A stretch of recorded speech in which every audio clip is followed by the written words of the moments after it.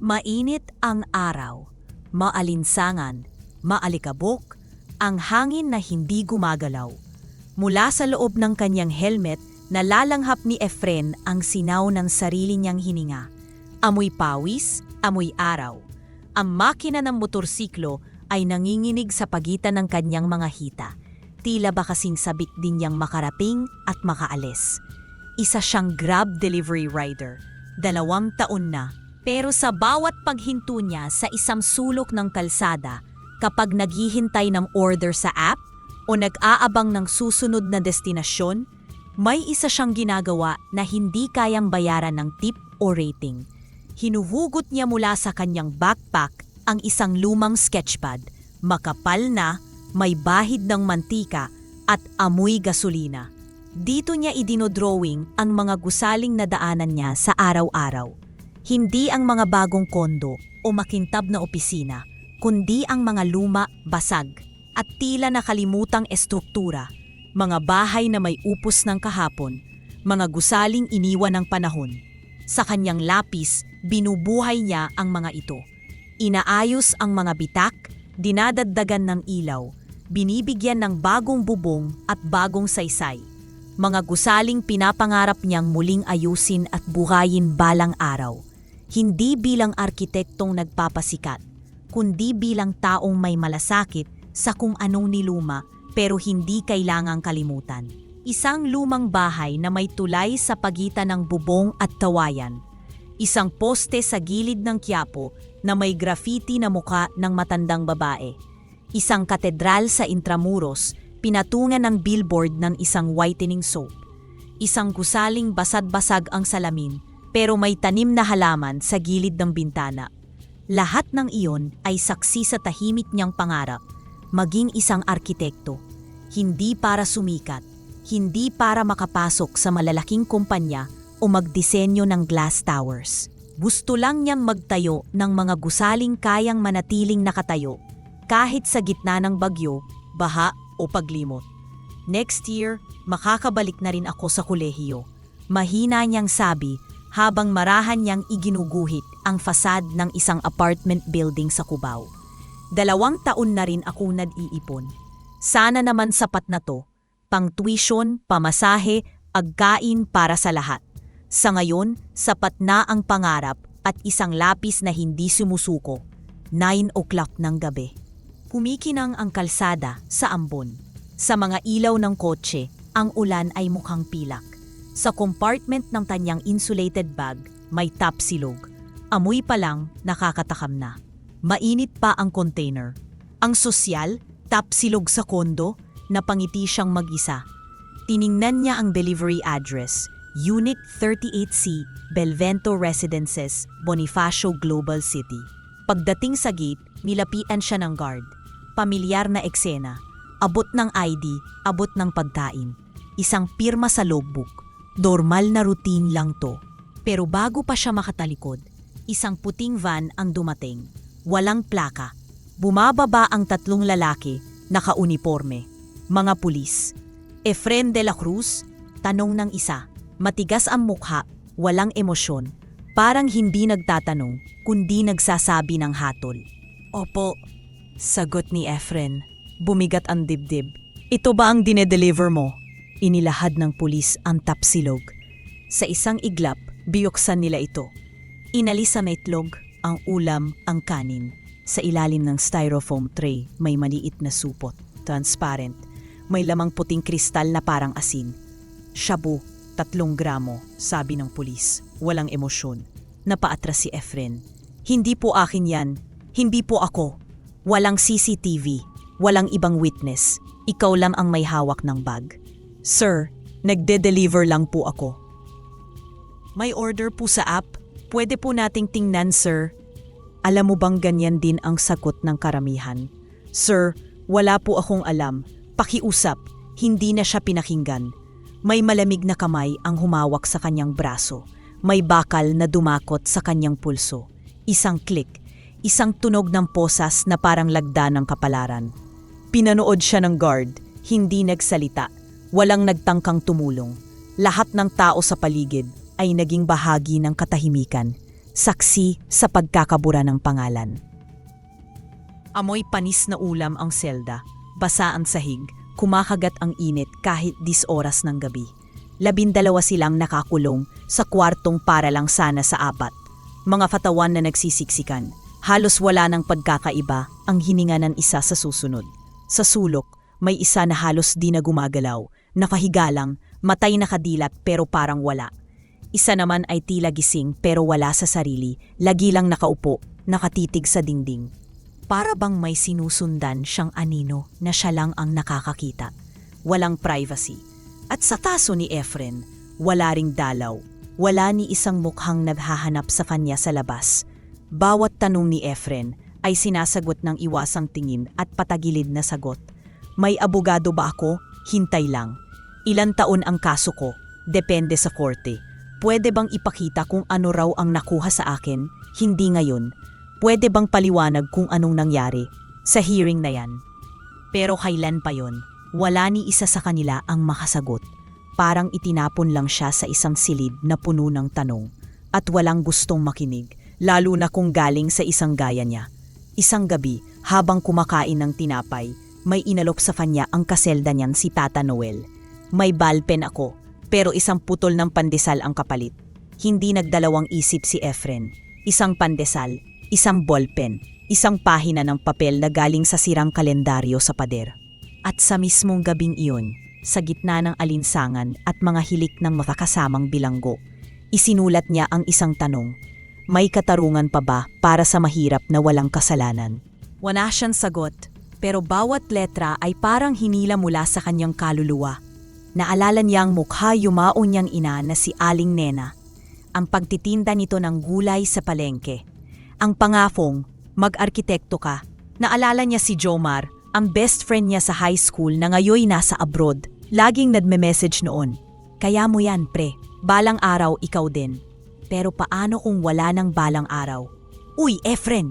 Bulong ng isang kaselda. Si Olan, mayroon ka lang ba nahuli? Tumango siya, mabigat ang ulo.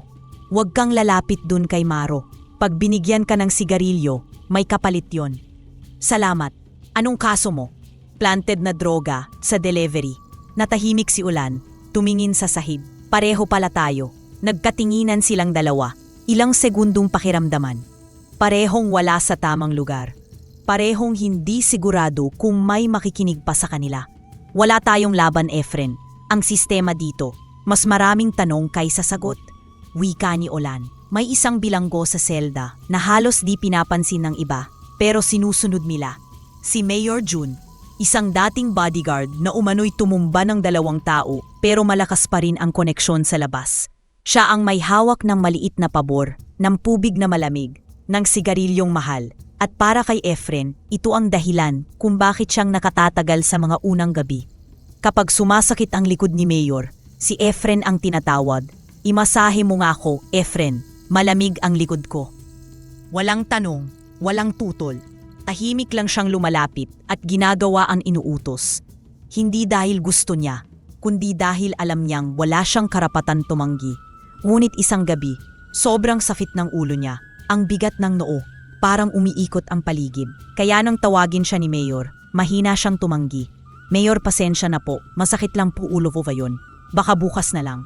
Tumahimik ang selda. Tila tumigil ang hangin. Ano yon? Sigaw ni Mayor. Malakas ang tinig. Uno ng galit at banta. Mayor, masakit lang talaga ulo ko. Hindi ko po kaya ngayon. Isang saglit lang ang lumipas. Sapat na para makarinig siya ng biglang tunog ng kama, ng yabag. At bago pa siya makapagtago, isang suntok sa pisngi, isa pa sa sikmura, isa sa bato. Walang sumita, walang kumibo. Si Olan, nakapikit na lang, mahigpit ang kapit sa dibdib. Pagbagsak ni Efren sa sahig, may dugo sa labi. Nanginginig ang kamay, pero buo pa rin ang ballpen. At bago siya pumikit, pinilit pa niyang sumulat ng isang salita sa papel. Diyos ko, kung naririnig niyo ako, tulungan mo ako. 3 taon. 3 taon sa loob ng selyadong mundo ng pulungan, kung saan bawat araw ay itinatak sa balat ng alaala at bawat gabi ay nilalamon ng hilik, init at tahimik na paghihiganti ng oras. Sa ika-1092 na araw sa kulungan, Tinawag si Efren sa unang pagkakataon, hindi upang tanungin, hindi upang pagalitan, undi para sabihing tapos na. Dismissed ang kaso mo, sabi ng abogado ng Public Attorney's Office na ngayon lang nagsalita ng mahaba sa kanya. Wala kang sala, malinaw na planted ang ebidensya, pwede ka nang lumabas. Hindi siya nakangiti, hindi siya nakaiyak. Parang walang epekto ang salitang, pwede ka nang lumabas. Sa isang taong 3 taon nang nakakadena, hindi lang sa bakal, kundi sa paniniwalang pinitawan na siya ng mundo. Nang lumabas siya sa gate ng kulungan, bit-bit lang niya ang lumang backpack na natuklap na ang zipper, 2 t-shirt na hindi na niya maalala kung kanya pa ba, at isang papel, marupok, may tatak ng korte, case dismissed. Walang naghihintay sa kanya, walang ni isang tao sa labas, walang walang tara na. May mga sumulyap sa kanya, pero walang gustong makipagtagpo ng mata. Parang takot silang makihalubilo sa isang dating bilanggo. Una niyang pinuntahan, isang job fair malapit sa munisipyo. Nasa pila siya ng mga aplikante, suot ang tanging polo na hindi naluma sa kulungan. Habang nakapila, pinapahid niya ang pawis sa noo. Kinakabahan, umaasa. Nang makaharap niya ang HR ng isang food delivery company, tinanong siya, "May NBI clearance po kayo?" "Wala pa po, pero may papel ako ng dismissal ng kaso. 3 taon akong nakakulong, pero napatunayan pong planted ang ebidensya." Tumango lang ang babae. Tumigil saglit. Tiningnan siya mula ulo hanggang paa. "Pasensya na po, sir. Hindi po kami tumatanggap ng may criminal record, kahit po dismissed." At ngumiti. Yung klaseng ngiti na may awa, pero hindi alok ng tulong. Hindi siya nakasabot. Napalunok na lang. Pangalawa, isang grocery, helper daw. Pinanggap siya ng guard sa labas pero binawi ng supervisor sa loob. "Ang tagal mong walang record ng trabaho. Saan ka ba galing?" "Sa kulungan po," sagot niya, walang paligoy. "Ah, okay. Kasi may iba pa kaming aplikante." Pangatlo, isang karinderya. Hindi siya tinanggap bilang dishwasher, pero binigyan siya ng tirang tinapay. Gabi na, mainit, marumi ang kanyang sapatos, basang-basa ng alikabok ang pantalon. Parang nadikit na sa balat niya ang amoy ng lumang kulungan. Umupo siya sa ilalim ng waiting shed sa tabi ng daan. May konting bubong, sapat para hindi mabasa kung umulan, pero hindi sapat para itago ang pag-iisa. Yakap niya ang kanyang backpack. Sa loob nito, ang papel na nagsasabing malaya na siya. Pero para sa lipunan, pero sa mata ng mga tao, karapat-dapat pa ba siyang ituring na tao? Kinain niya ang tirang pandesal. Matigas na, hindi mainit. Pero sa kanya, parang regalo pa rin iyon. Dahil kahit walang lasa. Hindi ito nagtanong kung saan siya galing. Habang ninunguyan niya ang huling kiraso, nakatitig siya sa langit. Madilim, walang bituin. Parang ang kalangitan ay nakikiisa sa kanyang tanong. 3 taon akong nakakulong, pero parang habang buhay ang nawala. Kasama na ang pangarap kong mabuhay ng marangal. Ang luha ay unti-unting dumaloy. Hindi yung tulo lang, kundi yung mga luhang mahirap ipaliwanag kung galing ba sa sakit ng tatawan, gutom o simpleng katotohanang wala siyang matakbuhan. Diyos ko, kung nandyan ka pa para sa mga kagaya kong iniwan ng lahat, tulungan mo ako. Bago pa ako maniwalang hindi mo na pinapakinggan ang mga tulad ko. Bulong niya sa sarili. Maya-maya, may isang matandang lalaki ang nakpo sa dulo ng shed. Mukhang lasing, may hawak na plastik na may laman na alak. Napatingin ito kay Efren. "Iho, baguhan ka sa kalye." Hindi siya umimik. "Huwag mong hahayaang kainin ka ng gabi. Kapag natutunan mong matulog ng kising, mabubuhay ka." Tawa ang kasunod. Malalim. Walang saya. Parang pagod na pagod na. "Anong pangalan mo?" "Efren po," mahinang sagot niya. "Efren, welcome sa mundo ng mga kaluluwang pinabayaan." Sabay lunok ng alak. Hindi sumagot si Efren. Tumalikod siya. Niyakap ang kanyang bag. Pumikit, pero hindi siya nakatulog. Ang katawan niya ay nasa bangketa, pero ang isipan niya gumagala pa rin sa loob ng selda. At sa pagitan ng hilik ng lasing, alingaw-ngaw ng sasakyan, at lamig ng semento, tinanong niya ulit ang kanyang sarili. "Hindi naman ako masama. Pero bakit ganito ang parusa sa akin? Bulong niya, halos hindi marinig sa sarili niyang pinig. Wala siyang narinig na sagot, tanging hangin lang, malamig at walang pakialam. Isa na namang araw ng gutom at pagod. Sa internet cafe sa tabi ng palengke, naupo si Efren sa pinakadulong unit. 20 pesos per hour. Wala siyang balak mag-Facebook. Wala rin naman siyang kausap. Nasa gilid siya, tahimik sa harap ng lumang monitor. Pinindot niya ang search bar at nag-type ng, "Pwedeng pagkakitaan kahit walang puhunan." Ilang saglit, lumitaw ang video, pangkabuhayang dishwashing liquid gawing negosyo gamit ang konting puhunan. Walang musikang malakas, walang transition effects.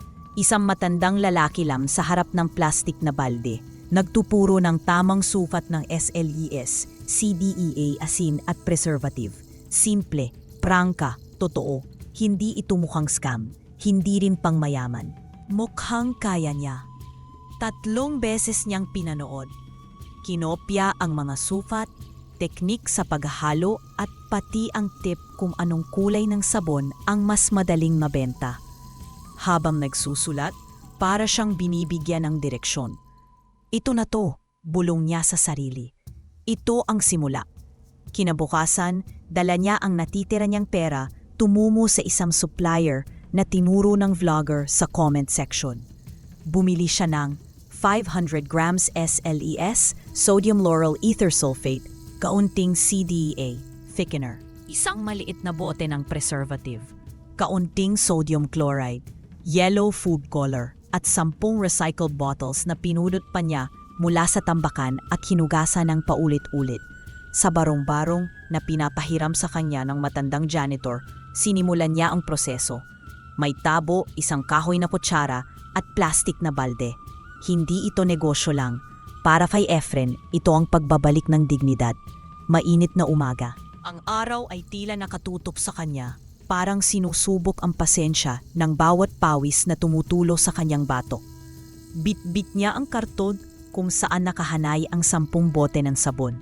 Kumupas na ang kanyang sombrero at ang kanyang tsinelas ay may tape sa isang gilid.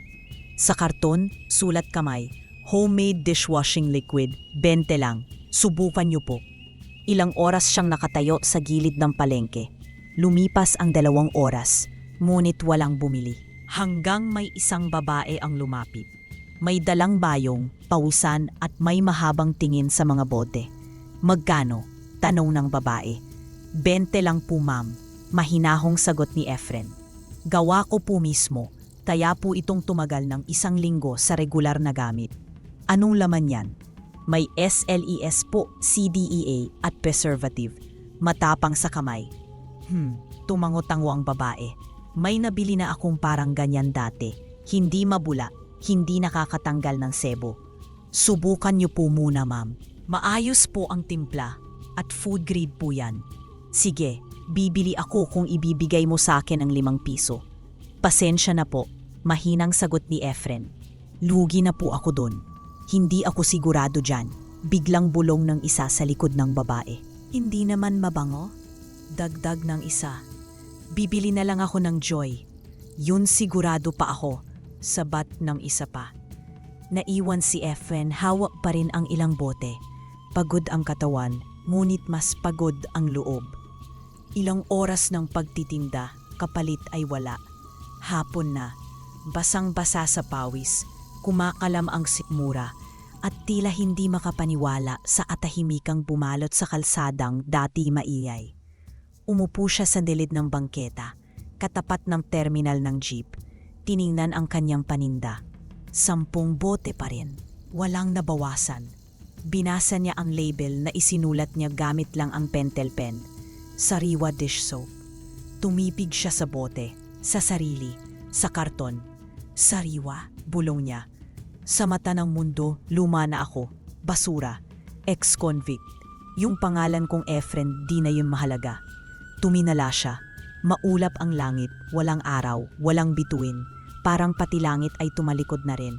Hinawakan niya ang bote, hindi para ihagis, kundi para panghawakan ang natitirang tiwala sa sarili. Mas masahol pa ba ako sa dumi ng pinggan? Sa mata ba ng tao, pareho lang ang nakulong na may sala at yung katulad kong wala namang kasalanan. Tahimik ang paligid, walang sagot. Pero hindi niya itinapon ang paninda. Pinunasan niya ang mga bote, inayos ang karton at tumayo muli.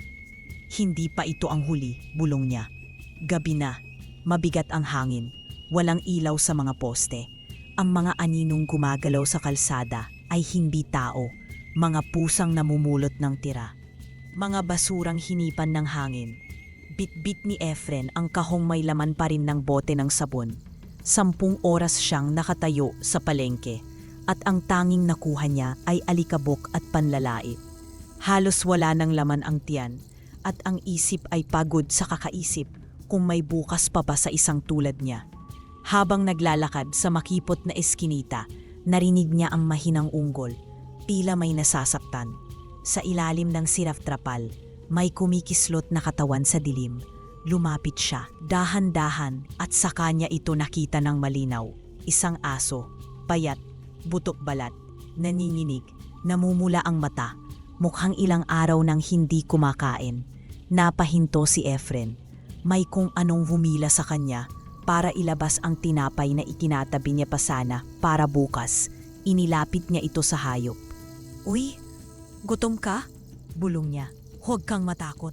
Wala rin akong lakas para manakit." Hindi agad gumalaw ang aso. Tinipigan siya ng matagal. Parang pinipili kung pagkakatiwalaan ba siya. Pagkatapos ng ilang saglit, lumapit ito. Kinain ang tinapay. Isang kagat. Isa pa. Tapos, tumigil. Tumayo ang aso. Tumingala. Tumingin kay Efren. At doon, sa gitna ng katahimikan, umalulong ito. Hindi matinis, hindi rin malakas. Isang alulong na parang hikbi, parang pag-amin na pagod na rin siya. Pagkatapos noon, tumahimik ang paligid, pero biglang may dumaan na malamig na hangin. Kakaiba, parang may kasamang tanong o sagot. Napatingin si Efren sa langit. Madilim, walang bituin, pero hindi niya maipaliwanag ang naramdaman niya. Parang may nagbago. Kinabukasan, maaga siyang nag-ayos ng paninda. 10 bote, parehong label, parehong pag-asa. Pagdating niya sa kanto ng palengke, nandiyon ulit ang aso, nakaupo sa ilalim ng lumang payong na naiwan ng vendor. Nang makita siya, kumayo ito at lumapit. "Uy, sinundan mo talaga ako?" tanong niya, at napangiti kahit kaunti. Tumabi ang aso sa kanyang kariton. Tahimik lang, parang bodyguard. Ilang sandali pa, tumingala ang aso at umalulong. 3 beses, mahina. Hindi matinis, parang dasal, parang panawagan sa mundong bihirang makinig. Sumabay ang malamig na simoy ng hangin. Tumayo ang balahibo sa batok ni Efren. "Alam mo, kung may swerte ka, pakilabas naman na yon. Kahit isa lang," biro niya. Mahina ang boses. Sakto sa mga sandaling iyon, may isang matandang babae ang lumapit, may dalang eco bag, pawisan, galing siguro sa pamamalengke. "Ano to, iho?" tanim nito. "Dishwashing liquid po, homemade po, kaya po linisin ang mantika kahit sa kawali." "Inamoy ko lang kasi, ha? Ang bango," wika ng babae. "Sige po, subukan nyo. 20 lang po." "20? Mukhang sulit naman, bigyan mo ko ng isa." Inabot ni Efren ang isang bote. Nanginginig ang kamay niya sa kaba at saya. "Sariwa dish soap? Gawa ko po." "Yan ang gusto ko, yung sariling gawa, hindi basta inapon lang sa pabrika." Sambit ng matanda, sabay ngiti. Hindi pa siya nakakaayos ng sukli. May lumapit na 2 pa. "Uy, ano yan?" "Mabango raw." "Effective kaya?" "Subukan ko nga, bili na rin ako ng isa." 1, 2, 3, 5 minuto pa lang, 5 na agad ang naibenta. Sa kauna-unahang pagkakataon, hindi na siya ang lumalapit. Sila na ang lumalapit sa kanya. Tumingin siya sa aso. Napatayo ito pero napayoko ang ulo. Parang walang pakialam. Pero sa puso ni Efren, may umusbong. Halos maluha siya. Pagka-uwi, wala nang laman ang karton. Sa ilalim ng isang poste, huminto siya. Tumingin sa asong kasama pa rin niya hanggang dulo. "Alam mo, hindi kita pwedeng tawagin lang na aso. Hindi bagay sa'yo." Umupo siya sa gilid ng bangketa. Nilabas ang natirang tinapay at hinati ito. Isang hati para sa kanya, isa para sa aso. Simula ngayon, Tiago ang pangalan mo, wika niya. Pangalan-pangalan ng isang nilalang na pinili ng katahimikan, pero buhay pa rin at lumalaban. Kinain ng aso ang tinapay, tumingin sa kanya. Walang salita, pero para bang naiintindihan nito ang bigat ng pangalan. At sa katahimikan ng gabi, sabay silang naupo. Ang isa, dating bilanggo. Ang isa, hayop na pinabayaan. Pero sa gitna ng dilim, pareho silang nagsimula ulit. At sa unang beses, naramdaman ni Efren ang kakaibang tibok sa dibdib. Hindi lang pag-asa, kundi pasasalamat. Dahil sa 3 tahimik na alulong, may bagong buhay na unti-unting sumisibol. Araw-araw bago magbenta. Halos eksaktong oras, mga 7:00 ng umaga, nakaupo na si Tiago sa harap ng booth. Tahimik ang aso, parang bantay, pero tila alam ang kanyang tungkulin. Pagkalipas ng ilang saglit, sisipol si Efren, hudyat na simula na ang araw. At doon, kasunod ng sipol, umuugong ang 3 mahihinang alulong ni Tiago. Hindi ito tahol, hindi rin ito galit. Ito'y parang panalangin, hinugot mula sa bituka, pinadaan sa lamig ng umaga. At laging may dumarating. Nung una, inakala ni Efren na tsamba lang. Pero nang tumagal, napansin niya. Kapag tumahimik si Tiago, tahimik din ang benta. Kapag umalulong, halos nauubos ang paninda bago magtanghali. Isang hapon, habang nililinis niya ang booth, natabuntong hininga siya. Tahimik ang palengke, pero puno ang isip niya. Hindi ba nakakatuwa, Tiago? Wika ni Efren, sabay silip sa ilalim ng mesa kung saan nakahiga ang aso. Yung mga taong dati umiiwas, ngayon bumabalik. Tumahol ng mahina si Tiago, parang tugon. Lumapit si Aling Baby, ang kapitbahay na unang tumulong mag-setup ng booth. May dalang lutong ulam at 2 boteng mineral water. "Oh, Efren, pahinga ka muna. Ang init ngayon," sabi ni Aling Baby. "Salamat po, Nay. Ayos lang po ako," tugon niya, sabay punas ng pawis. "Teka na, kamusta na? Halos hindi ka na nauubusan ng suki ah." Napangiti si Efren. Hindi ko alam kung ako ba talaga o si Tiago ang binabalikan nila. Tumawa si Aling Baby. Kung totoo man, hayaan mo na. Baka siya nga ang swerte mo. O baka pareho kayo. Parehong tapat, parehong hindi iniwan ng dasal. Napatingin si Efren sa bote ng sabon na hawak niya. Ang label na Sariwa Dish Soap ay mas maayos na mayon, nakaprint na. Minsan ho, iniisip ko kung may pattern ba talaga. Kasi tuwing umalulong si Tiago ng 3 beses, dumadating ang suki. Kung hindi, parang wala. Kaya nga ritual ng swerte tawag dyan, sabi ni Aling Baby. At ang ritual, Efren, pinaniniwalaan. Pero higit sa lahat, iginagalang. Tumango si Efren, dahan-dahan. Oo nga po, baka swerte ang ritual. At ang ritual ay may respeto. Sa tulong ni Aling Baby, nakabili siya ng mga gamit para sa booth. Isang maliit na mesa, plastic na tolda, Emga refillable bottles, price stand na nakalagay sa lumang picture frame, at printed tarp na may logo, Sariwa Dish Soap. Sa ilalim ng tarp may nakalagay pang isang simpleng mensahe, homemade dishwashing liquid, mabula, mabango, maaasahan. Di nagtagal, tinatawag na siyang kuya sabon ng mga tricycle driver, tindera at ilang estudyanteng dumadaan. Isang hapon habang abala siya sa pag-refill ng mga bote, may dumaan na batang vlogger. May hawak na cellphone at may bitbit na mikropono. "Kuya, pwede o bang ma-interview?" Napakamot si Efren. "Ako, viral na yon yung mga gawang lokal, lalo na pag may kakaibang kwento," sabi ng vlogger habang iniikot ang kamera sa booth.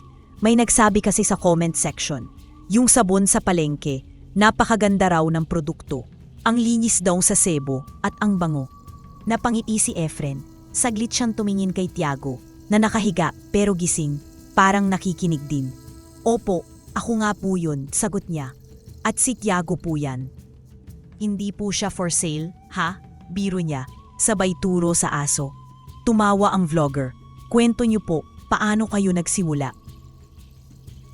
Huminga ng malalim si Efren. Hindi niya palaging kinukwento. Pero ngayon ay parang tama ang pagkakataon. Dati po akong delivery rider. Nakulong ako sa kasong hindi ko naman ginawa. Ilang taon din, paglabas ko, walang tumatanggap sa akin. Kahit dishwasher, hindi ako tinanggap. Napatigil siya sandali, saka ngumiti ng payak. Kaya sinubukan ko pong gumawa ng dishwashing liquid. Sa YouTube lang ako natuto. Nung una, wala talagang bumibili. As in, kahit isa. Pero isang araw, patuloy niya. May nakita akong aso sa eskinita. Payak, nanginginig. Binigyan ko ng tinapay. Tapos mula noon, lagi na siyang sumusunod sa akin. Tuwing uupo siya sa harap ng paninda ko at umalulong, laging may bumibili. Hindi ko alam kung bakit, pero simula noon, parang tuloy-tuloy na. Sa tingin ko, swerte siya, dagdag ni Efren, habang pinagmamasdan si Tiago. Pero baka rin, swerte rin ako dahil hindi ko sinukuan ang sarili ko. At doon nagsimula ang unang video. Maiksi lang. Pero kumalat. Kinabukasan, may 3 bagong customer. Kinahapunan, may parating na taga-TV crew na nagtatanong kung pwedeng mag-feature. Hindi siya sanay sa exposure. Sa totoo lang, kabado siya. Pero sa puso niya, malinaw pa rin ang panata. Ang negosyo ay hindi para sumikat. Ito ay panalangin na naging bote. Bawat benta, pasasalamat. Bawat bote, laban. Sa dulo ng araw, habang binibilang niya ang kita, napansin niyang umalulong ulit si Tiago. Mahina, 3 beses. Wala nang tao sa paligid, pero ngumiti si Efren. Salamat, bulong niya. Dahil sa alulong na yun, nalaman niyang kahit saan man siya mapunta, hindi siya nag-iisa.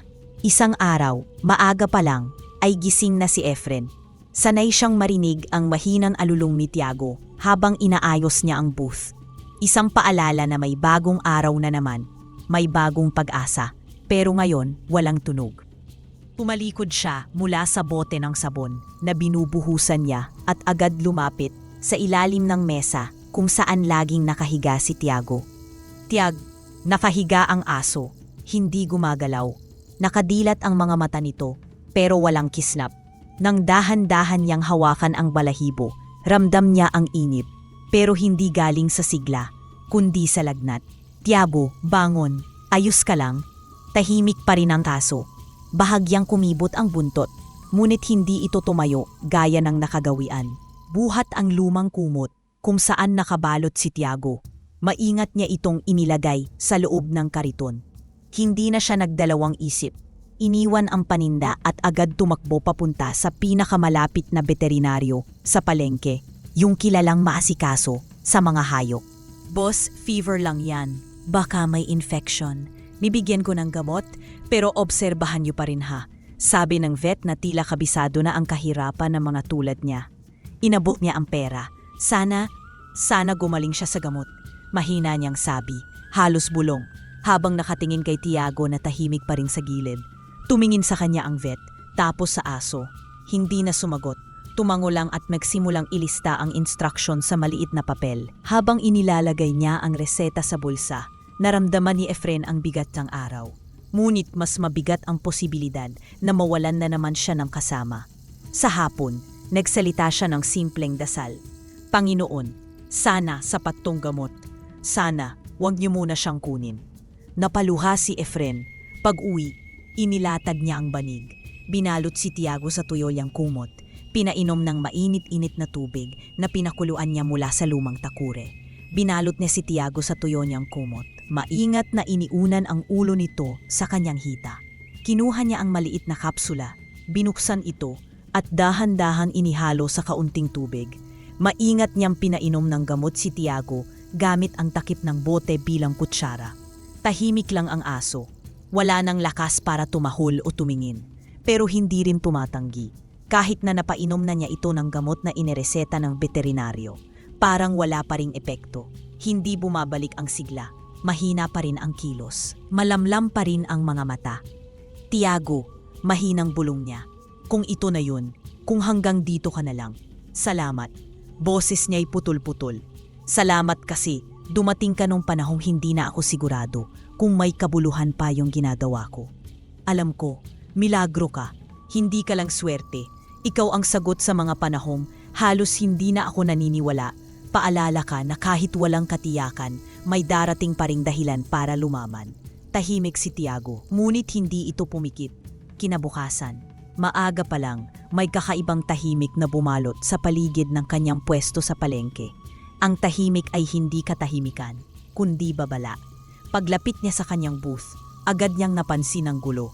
Wasak ang panakahon, punit ang tarpaulin, nakakalat ang masking tape sa simento. Kinandado niya ito kahapon bago umuwi. Siniguradong maayos, nakalok, maayos ang pagkakatakip. Pero ngayon, ang kandado'y wala na, nakabagsak sa gilid, putol ang bakal, tila pinilit buksan. At ang pinakamasakit, halos lahat ng bote ng sabon ay wala, tila hinakot sa kalagitnaan ng gabi. 1, 2, 3 lang ang natirang bote. Tapos 1 galon ng sangkap, bitin pa sa isang buong batch. Walang CCTV, walang tanod, walang pangalan, walang hustisya. Napatigil siya. Tiningnan ang guhit ng araw sa bangketa. Napaupo sa simento at sa sobrang bigat ng pakiramdam, walang lumabas na salita. Luha lang. Magsisimula ulit? Hanggang kailan? Bulong niya, halos hindi naririnig. Efren, isang tinig ang pumukaw sa kanya. Si Aling Baby. May hawak na tuwalya at mainit na tubig sa termos. Huwag kang mawalan ng pag-asa, iho. Hindi ito ang katapusan. Ewan ko po, Aling Baby. Sagot niya habang pinupunasan ang luha gamit ang braso. Lahat ng pagsisikap, ginagawa ko po. Pero palagi po akong bumabagsak. Kaya nga anak, ibig sabihin yan, hindi ka patapos. Kasi ang mga gumuguhong bahay ay tinatayuan pa ulit. Huwag kang susuko, iho. Ang mga sumusuko sa buhay, yon ang mga duwag. Pero ikaw, hindi ka duwag, napatiting siya kay Aling Baby. May edad na ito, pero matatag ang tingin. Parang siya mismo'y sanay na sanay sa mga pagkalugi at paulit-ulit na pagkabangon. Salamat po sa pagpapalakas ng loob. Mahina niyang sabi, halos pabulong pero taus puso. Umiti lang ang matanda, sa katahimik na tumalikod. Naiwan si Efren sa tabi ng kanyang sirang pwesto. Tumingin siya sa natirang dalon ng sangkap. Kaunti na lang, hindi sapat para makabuo ng kahit 5 bote. Kaya huminga siya ng malalim, isinuot ang liyam sombrero at umalis. Sumakay siya sa tricycle at nagtungo sa supplier. Wala nang kaba, wala ring reklamo. Tahimik lang pero tuloy ang kilos. Magsisimula ulit, bubuo ng panibagong araw. Tahimik lang si Efren habang pinapainit ang tubig. Hinahalo ang natirang sangkap, dahan-dahan. Walang sigla sa katawan pero ayaw bumitaw. Sa gilid, si Tiago, mahina pa rin pero pilit gumatang. Nang makalapit sa harap ng kariton, umupo ito, doon. Sa gitna ng dilim at lamig ng huling bahagi ng gabi, umugong ang isang alulong, paos, maiksi, parang hangin na may sugat. Napalingon si Efren. Tiago. Bigla isang matandang lalaki ang lumapit. Mahaba ang balbas, nakasuot ng lumang jacket, may dalang baston. Kakaiba ang aso mo, may hiwaga ito. Boses niya'y mababa, parang hindi madalas magsalita. Pero may nararamdaman akong hindi mo nakikita. Napakulot ang noo ni Efren. Ano pong ibig niyong sabihin? Minsan, ang hayop sumasalo ng sakit ng tao. Yung sakit na hindi pisikal. Lungkot, takot, pagkabigo. Baka hindi lang siya napagod. Baka masyado lang niyang dinama ang bigat mo. Hindi alam ni Efren kung dapat ba siyang maniwala. Pero bago pa siyang makasagot, tumalikod ang matanda at naglakad palayo. Dahan-dahan. Walang hibang sinabi. 2 oras ang lumipas. Tahimik pa rin si Efren. Inaayos niya ang mga bagong gawang mga dishwashing liquid. Biglang dumating ulit ang matanda. Hawak na ngayon ay isang malabong bote, parang pinaglumahan na. Pero may lamang likido na kulay tsaa. May ugat at dahon na nafalutang sa loob. Walang sabi-sabi, inabot niya ito kay Efren. Painumin mo, dahan-dahan. Huwag mong tanungin kung ano yan. Basta para sa kanya yan. Hindi na siya pinigilan ni Efren. Parang sa tagal ng tawalang katiyakan, kahit anong lihim ay mas mainam kaysa sa walang dinagawa. Dahan-dahan niyang pinainom si Tiago gamit ang takip ng bote. Matapos noon, tumango lang ang matanda, tumalikod at nawala sa kadiliman. Hindi na siya nakita muli. Kinabukasan, sinag ng araw ang gumising kay Efren. Tumagilid siya mula sa pagkakahiga sa gilid ng kanyang kama. Pilit pa ring nilalabanan ang pagod ng kahapon. Akmang pupunasan na niya ang mga mata nang mapansin niyang may nakatayo sa tabi niya. Si Tiago, nakatayo, nakapingin sa kanya, nakataas ang taina. Mahina pa rin ang katawan, pero buhay ang mga mata. May sinag, parang araw na pilit pa ring sumisikat kahit tagulan. "Uy, Tiago!" gulat at tuwang bulong ni Efren. Dahan-dahang lumapit ang aso, nanginginig pa rin ang mga paa. Paglapit, dinilaan siya nito sa pisngi. Napangiti si Efren, sabay yakap sa aso ng mahimpit. Parang batang matagal na walay sa kaibigan. Akala ko wala na. Bulong niya habang yakap-yakap si Tiago. Salamat Tiago." Binigyan mo ulit ako ng dahilan para bumangon. Tumigil siya sandali, tuminala, at saka mahina pero malinaw na sinabi, "Kung sino man po kayo, maraming salamat po." Hindi man niya alam kung naririnig siya ng matandang nagbigay ng mahiwagang gamot. Alam niya sa puso niyang naroroon ito, kahit saan, nakatitig, nakangiti. At sa katahimikan ng umagang iyon, bago pa man magsimula ang araw sa palengke, isang simpleng tagpo sa pagitan ng tao at aso ang nagsabi, "Tuloy ang laban." Bitbit ni Efren ang bagong timplang mga bote ng dishwashing liquid. Si Tiago, bagamat hindi pa ganoong kasigla, ay nakatayo sa tabi niya habang binubuksan niya ang lumang pwesto sa gilid ng palengke. Sirang-sira pa rin ang tarp, may punit sa gilid at butas sa gitna, pero wala siyang pakialam. Sinenyasan niya si Tiago. Tahimik itong tumingin, saka biglang umalulong, mahina pero malinaw. 3 ulit. At parang iyon ang hudyat. Ilang minuto lang ang lumipas. Nagsimulang lumapit ang mga tao. "Kuya, may sabon ka pa ba?" tanong ng isang babae na may dalang net bag. "Yung nabili ko sa'yo ang husay, kahit makapal na mantika, tanggal talaga." Dagdag pa ng isa. "May mas malaki bang bote?" tanong ng isang lalaking mikhang taga-karinderya. Nagulat si Efren pero mabilis siyang kumilos. Binigyan niya ng supli ang isa, inayos ang pagkakadisplay ng mga bote, at hindi na halos makahinga sa dami ng mamimili. Halos magkandara pa siya sa pagbibigay. Isa-isa silang lumalapit. "Totoo bang gawa mo talaga to, kuya?" tanong ng batang nag-aabot ng bayad. "Opo, gawa ko po. Sinubukan ko muna bago ko ibenta." Bago pa man matapos ang araw ay naubos na ang lahat ng paninda ni Efren. Ang laman lang ng karton ay pawis, resibo at alikabok na natira sa araw. Sa ilalim ng lamesa, nakahiga na ulit si Tiago, tahimik pero nakabukas ang mata. Lumapit si Efren at naupo sa tabi nito. "Alam mo, partner," sabi niya habang sinisimulan ang bagong timpla, "baka nga, pag hindi ka sumuko, may bumabalik talaga, minsan doble pa. Maraming salamat sa dala mong biyaya, Tiago." Hindi sumagot si Tiago pero isang mahina't maikling alulong ang sinambit nito. Tila pagsang-ayon, lumipas ang linggo. Araw-araw, alulong, benta, salamat, pagdaan ng mga linggo.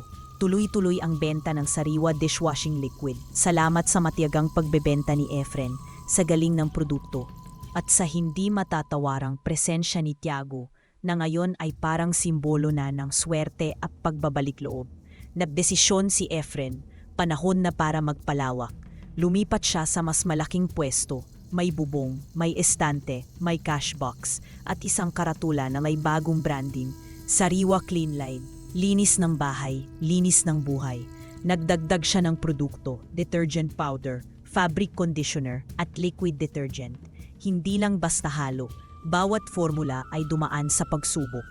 Inaamoy, sinasabon, pinupunasan sa sarili niyang mga damit. Hindi pwedeng basta may label. Dapat mahusay ang produkto. Bulong niya habang pinipisilang kula sa pagitan ng mga daliri. Minsan, dumaan si Aling Baby sa bagong pwesto. Nakangipi, dala ang kanyang kariton ng mga gulay. "Anak, parang kahapon lang. Sa karton mo lang nilalagay ang mga bote." Mumiti si Efren. Sabay abot ng 2 bote ng liquid detergent. "Libre po yan, Aling Baby. Test batch ko. Gawa sa lavender oil. Mabango pero hindi masakit sa ilong." Kinuha ni Aling Baby. Pero mas tinitigan siya. Uy, tumaba ka na Efren ha? Biro nito. Napatawa siya, tumingin sa paligid. Nakaparada sa gilid ang maliit na SUV na nabili niya ng second hand. Sa kabilang lote, may bahay na siya. Bungalow, malinis, may garden. Dati po akala ko wala nang patutunguhan ng buhay ko. Aniya, seryoso na ngayon. Nasira po yung pangarap kong maging arkitekto nang nakulong ako. Pero hindi ko po inakala na aabot ako sa ganito. Baka hindi talaga nasira. Tugon ni Aling Baby. Baka pinalitan lang ng mas matibay na plano. Sa paglipas ng buwan, dumoble ang order ng produkto. Kailangan na ng mas maraming space. Mas maraming kamay. Isang gabi, habang nag-aayos ng listahan ng resellers, napatingin si Efren kay Tiago, mahimbing na natutulog sa ilalim ng mesa. Panahon na. Bulong niya. Kinabukasan, naghanap siya ng lote sa labas ng bayan. Isang bakanteng warehouse. Lumang gusali na may lawak para sa mixing area, bodega at delivery station. Inayos, pinapinturahan, pinatayuan ng signage, Sariwa Clean Line Manufacturing Company. At bago siya tumanggap ng kahit sinong tauhan, dumaan muna si Efren sa kulungan, hindi bilang bilanggo, kundi bilang taong may layuning tumulong. Lumapit siya sa record section at kinausap ang dating clerk. Bala ko po sanang hanapin ang mga dati kong kaselda. Gusto ko po silang bigyan ng trabaho. Sabi niya, tumingin ang clerk, saglit na nag-alinlangan. Efren, bawal sana to. Pero dahil kilala kita at alam kong hindi mo sila ipapahamak, ibibigay ko ang mga address. Sikreto lang natin ito ha. Maraming salamat po, maaasahan niyo ako. Sagot ni Efren. Bit-bit ang listahan, isa-isa niyang pinuntahan ang mga dating kasamahan. Si Lando, na ngayoy basurero. Si Polo, construction helper. Si Ernesto, nakikitulog sa kamag-anak. Sa isang lumang karinderya, nagtagpo ulit sila. Efren? Tanong ni Lando. Ikaw yan? Oo pre, sagot niya. Pasensya na kung biglaan, pero may tanong ako. Handa ka bang magsimula ulit? Tumingin si Lando sa kanya, hindi makasagot agad. Sa totoo lang, hindi ko na alam kung may lugar pa para sa akin, sagot nito. Tara sa akin, walang tanong kung bakit ka nakulong. Ang tanong lang, kaya mi pa bang magtiwala sa sarili mo? Sa unang linggo ng pagbubukas ng pabrika, 5 agad ang nakasama ni Efren, pawon dating kaseladam tulad niya. Hindi sila sanay sa makina, pero sanay sa tiyaga. Pre, baka sumabog tong timpla natin ha, biro ni Polo habang hinahalo ang detergent.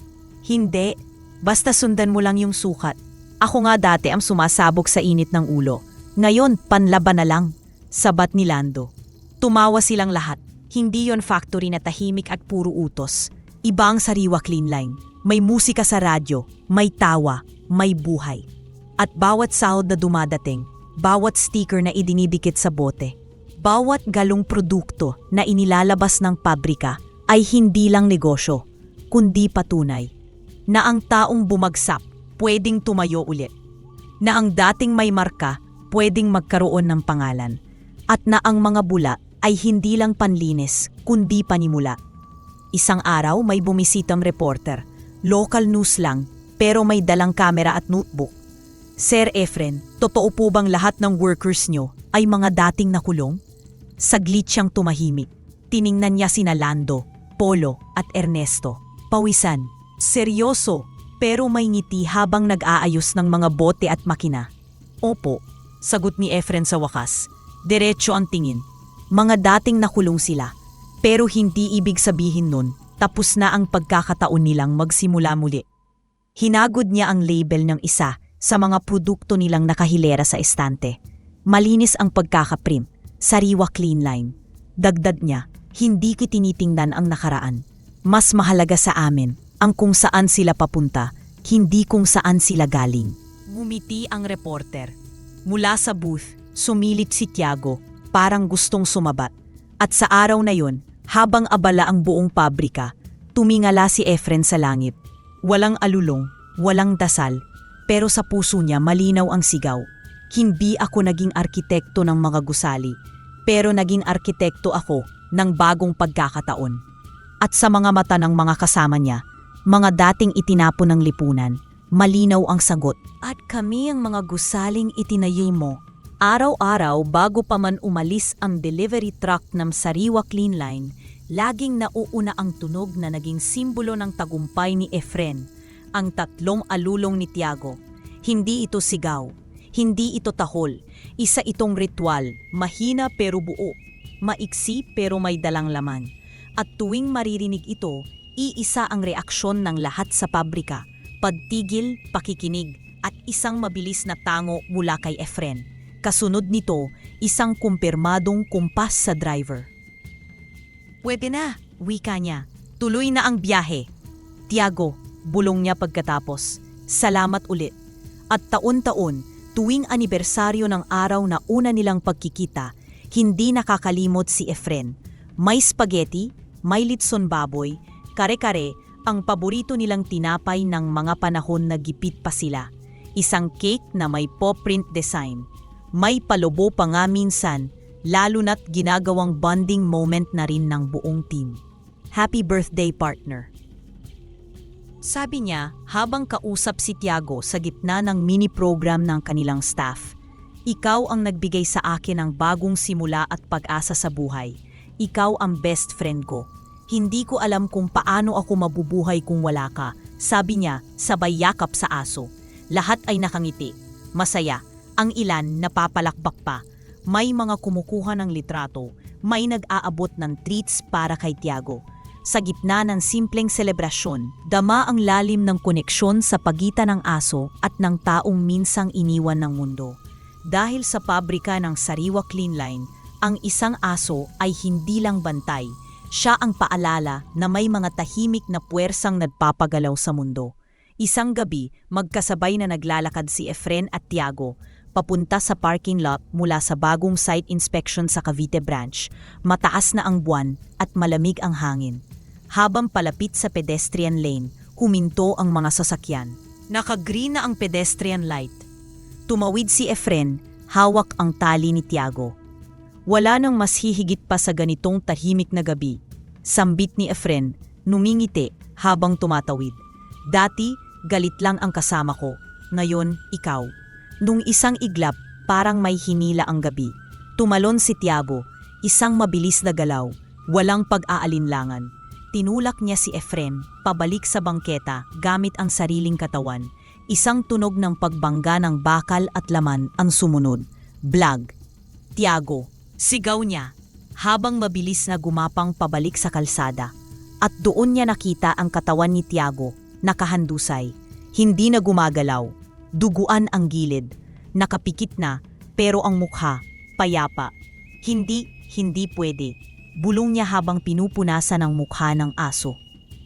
At kami ang mga gusaling itinayo mo. Araw-araw, bago pa man umalis ang delivery truck ng Sariwa Clean Line, laging nauuna ang tunog na naging simbolo ng tagumpay ni Efren. Ang tatlong alulong ni Tiago. Hindi ito sigaw, hindi ito tahol. Isa itong ritual, mahina pero buo, maiksi pero may dalang laman. At tuwing maririnig ito, iisa ang reaksyon ng lahat sa pabrika. Pagtigil, pakikinig, at isang mabilis na tango mula kay Efren. Kasunod nito, isang kumpirmadong kumpas sa driver. Pwede na, wika niya. Tuloy na ang biyahe. Tiago, bulong niya pagkatapos, salamat ulit. At taon-taon, tuwing anibersaryo ng araw na una nilang pagkikita, hindi nakakalimot si Efren. May spaghetti, may litson baboy, kare-kare, ang paborito nilang tinapay ng mga panahon na gipit pa sila. Isang cake na may paw print design. May palubo pa nga minsan, lalo na't ginagawang bonding moment na rin ng buong team. Happy birthday, partner. Sabi niya habang kausap si Tiago sa gitna ng mini-program ng kanilang staff. Ikaw ang nagbigay sa akin ng bagong simula at pag-asa sa buhay. Ikaw ang best friend ko. Hindi ko alam kung paano ako mabubuhay kung wala ka, sabi niya sabay yakap sa aso. Lahat ay nakangiti. Masaya. Ang ilan napapalakpak pa. May mga kumukuha ng litrato. May nag-aabot ng treats para kay Tiago. Sa gitna ng simpleng selebrasyon, dama ang lalim ng koneksyon sa pagitan ng aso at ng taong minsang iniwan ng mundo. Dahil sa pabrika ng Sariwa Clean Line, ang isang aso ay hindi lang bantay. Siya ang paalala na may mga tahimik na puwersang nagpapagalaw sa mundo. Isang gabi, magkasabay na naglalakad si Efren at Tiago papunta sa parking lot mula sa bagong site inspection sa Cavite branch. Mataas na ang buwan at malamig ang hangin. Habang palapit sa pedestrian lane, huminto ang mga sasakyan. Naka-green na ang pedestrian light. Tumawid si Efren, hawak ang tali ni Tiago. Wala nang mas hihigit pa sa ganitong tahimik na gabi. Sambit ni Efren, ngumingiti habang tumatawid. Dati galit lang ang kasama ko, ngayon ikaw. Ngunit sa isang iglap, parang may hinila ang gabi. Tumalon si Tiago, isang mabilis na galaw, walang pag-aalinlangan. Tinulak niya si Efren pabalik sa bangketa gamit ang sariling katawan. Isang tunog ng pagbangga ng bakal at laman ang sumunod. Blag. Tiago. Sigaw niya habang mabilis na gumapang mabalik sa kalsada. At doon niya nakita ang katawan ni Tiago, nakahandusay. Hindi na gumagalaw, duguan ang gilid, nakapikit na. Pero ang mukha, payapa. Hindi pwede. Bulong niya habang pinupunasan ang mukha ng aso. Lumuha si Efren, pero walang ingay. Ang sigaw ay nasa loob.